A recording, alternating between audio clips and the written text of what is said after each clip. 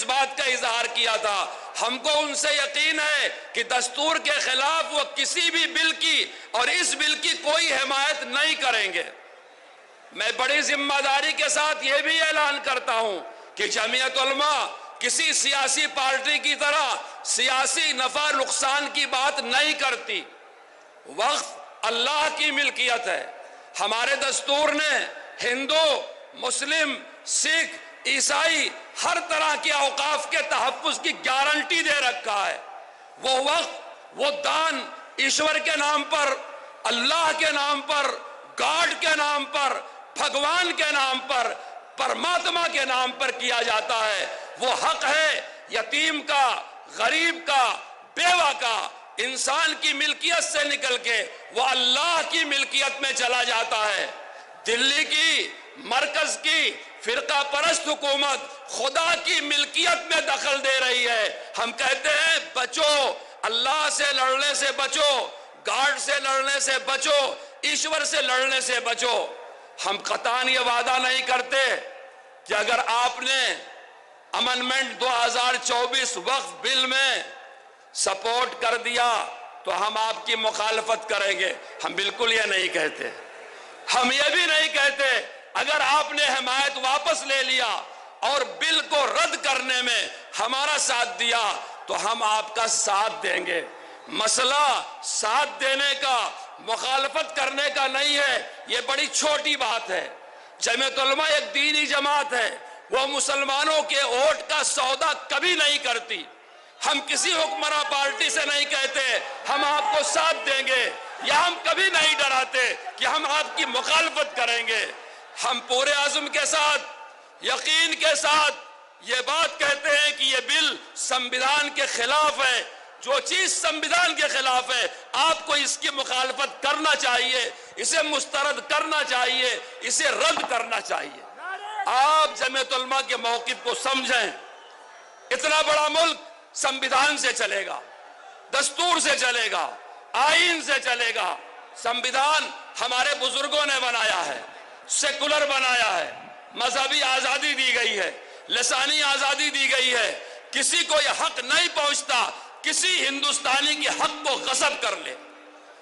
کوئی زمانہ رہا ہوگا اس ملک میں اکبر بادشاہ تھا، کوئی زمانہ رہا ہوگا شاہجہاں بادشاہ تھا، کوئی زمانہ رہا ہوگا کوئی بادشاہ رہا ہوگا، کوئی نواب رہا ہوگا، کوئی آقا رہا ہوگا، کوئی راجہ رہا ہوگا۔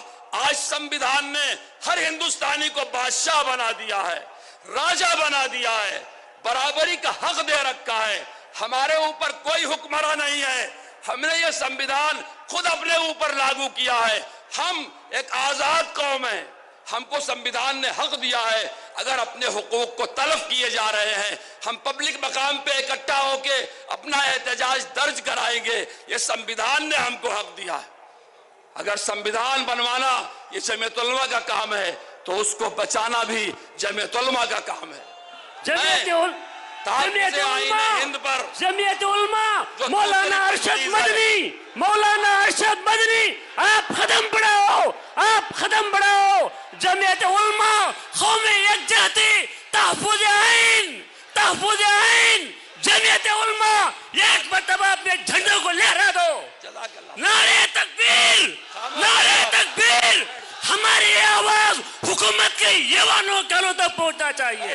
بیٹھ جاؤ، مجھے اور باتیں کہنی ہیں۔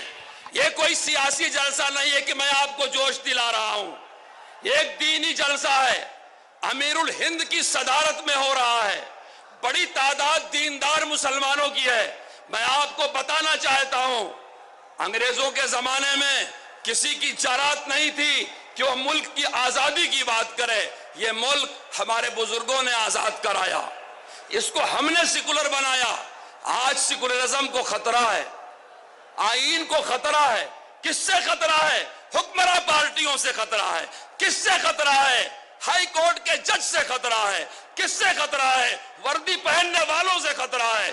کس سے خطرہ ہے؟ بھگوا رنگ والوں سے خطرہ ہے۔ یہ میں نہیں کہہ رہا ہوں، میرے دیش کا سپریم کورٹ کہہ رہا ہے، بلڈوزر کے فیصلے میں کہہ رہا ہے، موب لنچنگ کے فیصلے میں کہہ رہا ہے، لڑکیوں کے ساتھ تحفظ آئین، تحفظ آئین۔